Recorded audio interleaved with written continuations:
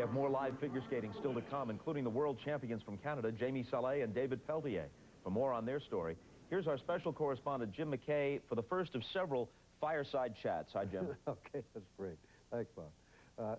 It started 38 years ago when I was working my first Winter Olympics in Innsbruck, Austria. Dick Button, who should know, watched the Soviet pair, Lyudmila Belousova and Oleg Protopopov, in their very artistic gold medal performance. Then he said to me, you know, you can teach a child to play the minute waltz in a minute, but that doesn't make him an artist. These people are artists. Well, the Russians have won the pairs competition ever since. And now a young pair from Canada, after long years of frustration, has a chance to end the longest streak in Winter Olympics history. I do definitely believe in fate, and I think that since I was little, I always had this dream to become the best figure skater. I just had that, and I never let it go.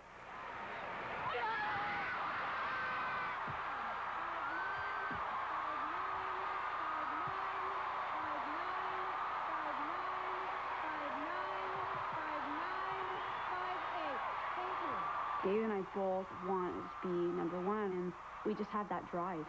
And I think it's in here, and it's never gone away, even though we've been through some really down times. It's never gone away. We know where we're going, and we know where we want to go, and we know what it takes to get there. Their road to success hasn't been easy.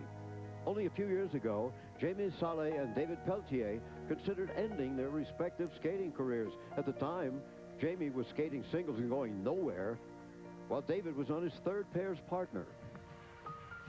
I just didn't know what I wanted. I kind of lost my focus, and it was really disheartening for me because I was waiting for that right partner, and there was no one to skate with.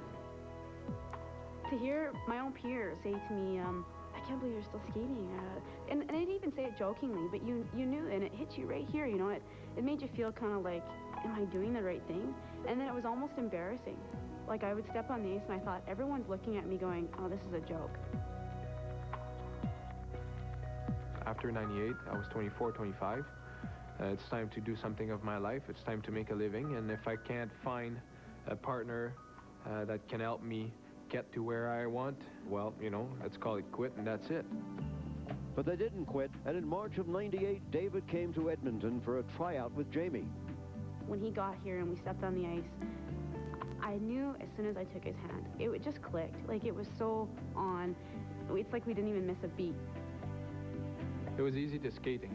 We're just, you know, we're on the same track. We're just basically lucky to have found our skating soulmate, I guess.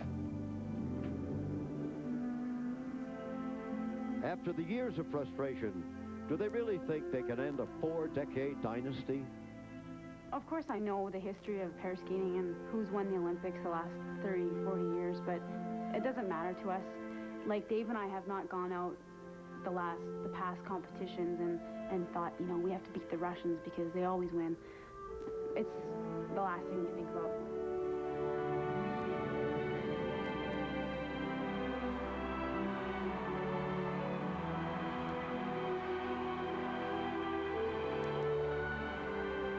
I feel like I'm one with him. My fear kind of disappears if I had anything or any doubts. And when we take each other's hand, there's just this instant bond. And it's like I feel his energy and he feels my energy. And I think that that's kind of a chemistry that people see when we skate. Bob, you know, those Canadians are really fighting history. I'll give you an example of how professional, how good, how dominant those Soviets and Russians were all through this streak. 1973, Bratislava, Czechoslovakia, then the Russian pair, Rodnina and Zaitsev, great champions, started their long program. After about 30 seconds, the music stopped. But they kept skating, skated the entire program without music, and won the gold medal.